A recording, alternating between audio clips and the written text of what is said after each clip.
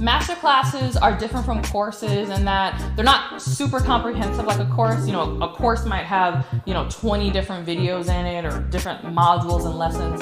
A masterclass is essentially you sitting down with someone or with a group or your audience for 90 minutes, about maybe 2 hours, and really just going in depth on a specific topic. So masterclasses, again, work great for a variety of industries. I've seen makeup artists especially do really well with 90-minute masterclasses, maybe on how to do the perfect no makeup look. You create a masterclass and people can watch it and they can do their makeup as they're watching it, or maybe an interior decorating masterclass or a styling masterclass or what have you. So essentially a masterclass is a video training typically, but it's usually around 90 minutes, maybe an hour or maybe 2 hours. I would say no more than 3 hours, because it's something that you watch in one shot, but it teaches people how to do something that you have a skill set in. So think about what your skill set is and what people ask you about all the time.